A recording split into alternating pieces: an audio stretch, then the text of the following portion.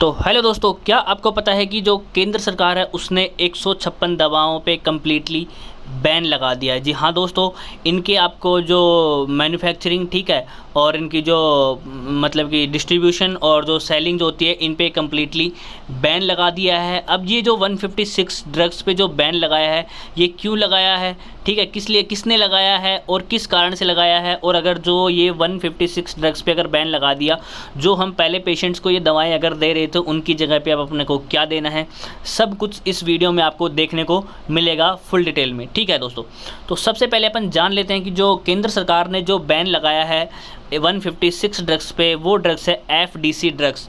FDC drugs का मतलब होता है दोस्तों फिक्स डोज कॉम्बिनेशन ड्रग्स। ठीक है, अब ये फिक्स डोज कॉम्बिनेशन ड्रग्स क्या होती है, इसका मतलब आपके लिए सबसे पहले जानना बहुत ज़्यादा ज़रूरी है। ठीक है, तो फिक्स डोज जो कॉम्बिनेशन जो ड्रग्स हैं ये इंडिया के अंदर एक इशू और एक चैलेंज बना हुआ था, तो उसके सॉल्यूशन के लिए ये बैन लगाया गया है। तो सबसे पहले अपन जान लेते हैं कि आखिर जो फिक्स डोज कॉम्बिनेशन ड्रग्स होती हैं उसका क्या मतलब है।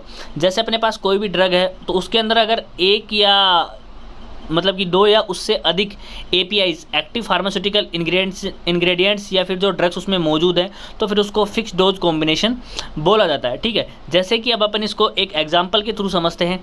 जैसे मेरे पास है ये टैबलेट है ऑगमेंट 625। ठीक है, इसके अंदर अमोक्सिसिलिन भी है और इसके अंदर जो दूसरा कंटेंट है वो है पोटेशियम कैल्विनेट।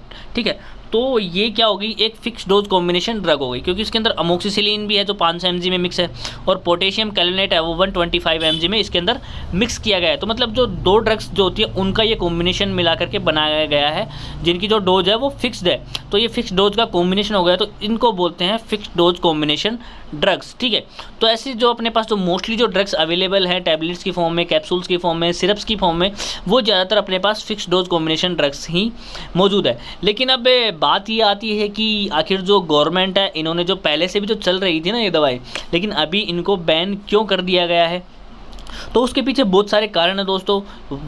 पहला कारण है जिसके अंदर मोर ड्रग कॉम्बिनेशन। ठीक है, कई बार क्या होता है कि जो अभी जैसे एसिक्लोपीसीएम जैसे ड्रग है तो ये तो नॉर्मल ड्रग है, लेकिन जो एंटीकोड के नाम से बहुत सारी ड्रग्स चलती है जिसके अंदर कैफीन भी डाल दिया, फिनाइलेफ्रिन भी डाल दिया, सीपीएम भी डाल दिया, ऐसे करके बहुत सारे ड्रग्स का कॉम्बिनेशन जो अपने को मार्केट में देखने को मिल रहा है। जो मैन्युफैक्चरर्स हैं वो मन मर्जी से ज़्यादा ड्रग्स उसमें डाल करके और कॉम्बिनेशन बनाए जा रहे हैं। तो उससे क्या होता है दोस्तों कि उनके जो आपको पता है कि हर एपीआई जो भी कोई ड्रग है उसका कोई ना कोई साइड इफ़ेक्ट ज़रूर होता है। तो इसके जो मोर ड्रग कॉम्बिनेशन है, ठीक है, जो मन मर्जी से कुछ भी बनाए जा रहे हैं तो उनकी वजह से क्या होता है कि इनके साइड इफ़ेक्ट्स होने के चांसेस बहुत ज़्यादा होते हैं। कई बार कैसे, जैसे मेरे पास है एक एसिक्लो पीसीएम सेरोपेप्टाइडेज का कॉम्बिनेशन है। अब मेरे को पेशेंट को सिर्फ पीसीएम ही देना है, लेकिन अब क्या करूँ, मेरे पास और कोई ड्रग नहीं है तो मैंने एसिक्लो और सेरोपेप्टाइडेज वाली मिक्स वाली दे दी। अब उसका काम उसको पीसीएम का था, लेकिन अब एसिक्लो और सेरोपेप्टाइडेज का उसको साइड इफेक्ट देखने को मिलेगा। तो मोर ड्रग कॉम्बिनेशन की वजह से जो कुछ ड्रग्स हैं उनको बैन कर दिया गया, जिसके अंदर 156 ड्रग है। उन लिस्ट की भी अपन बात करेंगे कि कॉमनली ड्रग्स कौन सी हैं। तो पहला कारण तो ये है उसके पीछे कि मोर ड्रग कॉम्बिनेशन की वजह से उनको बंद कर दिया गया। Less testing for safety. ठीक है, और जो वो ड्रग्स का जो कॉम्बिनेशन बनता है उनकी जो टेस्टिंग होती है, क्योंकि जो जेनरिक ड्रग्स होती है ना उनकी बनाने के बाद में जो QA QC वाली जो प्रोसेस होती है, टेस्टिंग वगैरह होती है सेफ्टी के लिए, वो बहुत ही कम प्रोसेस की जाती है। ठीक है, तो ये एक मेन इशू है कि जो ड्रग को बनाने के बाद में उसके सेफ्टी के जो है ना टेस्टिंग नहीं है। ठीक है, तो उस वजह से इनको बैन कर दिया गया है। दूसरा है रेगुलेटरी कंप्लायंस। रेगुलेटरी कंप्लायंस का मतलब है कि जो इंडस्ट्रीज हैं, ठीक है, जो मैन्युफैक्चर है वो मन मर्जी से कोई भी कॉम्बिनेशन बना के और जेनरिक ड्रग्स के नाम से मार्केट में उतारे जा रहे हैं। एक से ज़्यादा 3 4 5 पता नहीं कितनी ड्रग्स उसके अंदर कॉम्बिनेशन बना करके और वो मार्केट में बेच रहे हैं। तो उनके ऊपर भी लगाम लगाना बहुत ज़्यादा ज़रूरी है। मैन्युफैक्चरर के लिए भी ये लगाम लगाना ज़रूरी है कि वो मन मर्जी से कोई भी कॉम्बिनेशन बना करके दे रहे हैं, जिनकी ना तो टेस्टिंग हो रही है ना उसके सेफ्टी के बारे में कोई स्टडी है।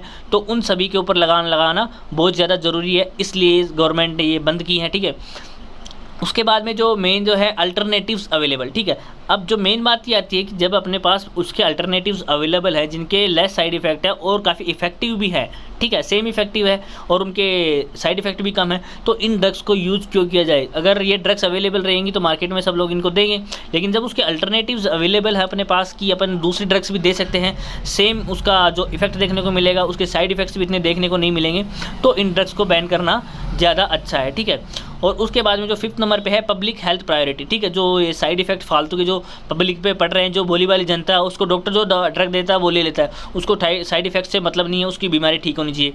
तो जनता की जो हेल्थ को जो ध्यान में रखने वाली बात यह है कि जो जनता को जो इनको नॉलेज नहीं है उनके बारे में, उनकी हेल्थ को प्रायोरिटी पे रखा गया है कि उनको पता नहीं है, लेकिन गवर्नमेंट को इसके ऊपर कदम उठाना चाहिए। तो उसने इस वजह से ये जो 156 ड्रग्स है उनके ऊपर कंप्लीटली बैन लगा दिया है कि ये ड्रग्स अब मार्केट में नहीं आएंगी। तो पब्लिक हेल्थ को उनको प्रायोरिटी पे रखा है।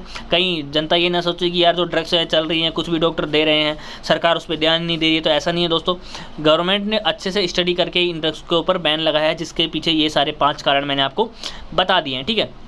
अब जैसे कुछ जो कॉम्बिनेशंस हैं जो मोस्टली अपन यूज़ करते हैं, जो नॉर्मल क्लिनिक्स पे या हमेशा अपने यूज़ में आते हैं, उनकी अपन बात कर लेते हैं।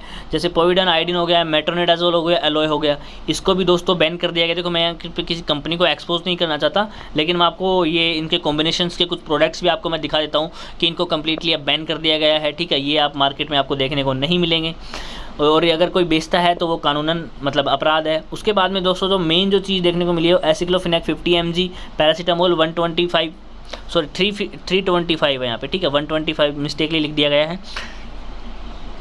ये 325 तो टैबलेट में है, ठीक है। ये 325 टैबलेट में और सिरप में 125 है, ठीक है, ऐसे है वो। तो ये जो सिरप है ओरल लिक्विड है, इसको कम्प्लीटली बैन कर दिया गया है। जैसे कि अब ये एक एग्जांपल आप देख सकते हो, इसके अंदर एसिक्लोफेनेक 50 mg है, पैरासीटामोल 125 mg है, ठीक है। तो इसको लिक्विड को कम्प्लीटली बैन कर दिया गया है। और जो एसिक्लोफेनेक 50 mg और पैरासीटामोल 325 mg जो टैबलेट आ रही थी, उसको भी कम्प्लीटली बैन कर दिया गया है। अब इसके अल्टरनेटिव जो अपने पास अवेलेबल है, एसिक्लो 100 PCM 125 की सिरप अवेलेबल है, ठीक है। आइबुप्रोफेन वगैरह की सिरप अवेलेबल है। और उसके बाद में अपने पास जो एसिक्लोफेनेक 100 mg, पैरासीटामोल 1 मतलब कि 325 mg की टैबलेट अवेलेबल है। तो अपने पास अल्टरनेटिव अवेलेबल है। तो हो सकता है कि जो ये कॉम्बिनेशन इसके बारे में ज़्यादा स्टडी अवेलेबल ना हो, तो और जो 100 mg और 325 वाली है, उसके लिए सेफ्टी के जो मतलब कि जो टेस्टिंग है वो डन हो चुकी हो, उसकी सेफ्टी के जो प्रोसीजर्स है, वो जो सारे डाटा है वो अवेलेबल है। इसलिए इनको कम्प्लीटली बैन कर दिया गया है कि कोई भी अब इसको मार्केट में ना किसी पेशेंट को देगा, ना ही कोई मैन्युफैक्चर इसको मैन्युफैक्चर करेगा, ठीक है, ना ही कोई डिस्ट्रीब्यूटर किसी डिस्ट्रीब्यूटर को देगा, ठीक है। तो इसको कम्प्लीटली बैन कर दिया गया है। तो ये कुछ एग्जांपल्स मैंने आपको बताए जो अपने पास नॉर्मली यूज़ होती हैं। यहाँ तक कि जो PCM, जो पैरासीटामोल और जो ट्रामाडोल का कॉम्बिनेशन भी दोस्तों आपने सुना होगा, इन सबको भी बैन कर दिया गया है। यहाँ पे 156 ड्रग्स की जो कम्प्लीटली लिस्ट है दोस्तों, वो मैं आपको डिस्क्रिप्शन में डाल दूंगा। वहाँ पर आप PDF को देख के और आप देख सकते हैं कि कौन कौन सी ड्रग्स हैं जिनको बैन कर दिया गया है। इनमें ज़्यादातर जो ड्रग्स हैं दोस्तों वो क्या है, ज़्यादातर इसके अंदर है ये एंटीबायोटिक्स हैं, ठीक है। एंटीबायोटिक्स भी बहुत सारी हैं, उसके अंदर जो मल्टीविटामिन्स भी हैं, पेन किलर्स भी बहुत सारे हैं। तो आप उस लिस्ट को देख के और देख सकते हैं कि आपके पास कौन कौन सी ड्रग है, जिससे आपको ध्यान में रहे कि ये ड्रग्स मेरे को नहीं लेनी है, ना ही किसी को देनी है, ना ही मेरे को किसी डिस्ट्रीब्यूटर से लेनी है, ना ही किसी डॉक्टर से लेनी है। तो ये चीज़ें आपको ध्यान में रखना बहुत ज़्यादा ज़रूरी है। और किसी भी ड्रग्स पे या ऐसा कोई एक्शन लिया जाता है तो वो नॉर्मली इतना आसान नहीं होता। एक कंप्लीट कमेटी बैठती है, ठीक है, और वो फिर उस पर कंप्लीट स्टडी करके ही ये एक्शन लेती है और केंद्र सरकार के पास जाती है कि इन सबको बैन करने की घोषणा की जाए। तो वो भी फिर उसके बाद में उसको एनालाइज करने के बाद में ही फिर वो ये ऐसे एक्शन लेते हैं कि हाँ ये बिल्कुल ज़रूरी है। जो पब्लिक हेल्थ है उसको प्रायोरिटी रखने के लिए 156 ड्रग्स को जो बैन कर दिया गया है, जिसकी लिस्ट मैंने आपको डिस्क्रिप्शन में डाल दी है। तो अब इनकी जो अब आप जैसे आपको कोई लिस्ट में अपनी ड्रग मिलती है जो आप किसी पेशेंट को दे रहे हो, या फिर आप किसी डॉक्टर से जो दवा ले रहे हो जो अब बैन हो चुकी है, तो उसमें आपको डरने की कोई बात नहीं है। आप अपने डॉक्टर से बात कर सकते हैं, वो आपको उसके अल्टरनेटिव्स बता देंगे। मतलब जो पहले से आप टैबलेट ले रहे थे उसकी जगह पे आपको दूसरी टैबलेट दी जाएगी, जिसके सेम इफेक्ट होंगे लेकिन साइड इफेक्ट कम होंगे, ठीक है। तो आपको चिंता करने की कोई ज़रूरत नहीं है। आप अपने डॉक्टर से कंसल्ट करके उसके अल्टरनेटिव्स यूज़ कर सकते हैं, ठीक है। तो जो योर हेल्थ और प्रायोरिटी, ठीक है, गवर्नमेंट ने ये लोगों को संदेश भी दिया है कि आपकी जो स्वास्थ्य है वो हमारा प्राथमिकता है, ठीक है। तो उसको ध्यान में रखने के लिए जो गवर्नमेंट है उसने 156 जो ड्रग्स की जो लिस्ट है उसको कम्प्लीटली बैन कर दिया गया है। अगर आपके मेडिकल में है या आपके यूज़ करते हैं तो इनको अभी से बंद कर दें, ठीक है। अदरवाइज़ अगर आप कहीं बेचते हुए मिलते हो तो आपके ऊपर लीगली एक्शन लिया जा सकता है। तो 156 ड्रग कौन कौन सी हैं उनकी लिस्ट मैं डिस्क्रिप्शन में डाल देता हूँ, आप PDF को वहाँ से डाउनलोड कर सकते हैं। आशा करता हूँ आपको अच्छे से समझ में आया होगा। थैंक यू, धन्यवाद, जय हिंद, जय भारत। ऐसे जुड़े रहिए हमारे साथ और भी खबरों के लिए, ठीक है। तो ऐसे अगर कोई इंपॉर्टेंट न्यूज़ आएगी तो मैं आपको देता रहूँगा। बाकी जो अपनी जो वीडियो चलती हैं जो डिजीज़ और ट्रीटमेंट की, वो कंटिन्यूसली आपको मिलती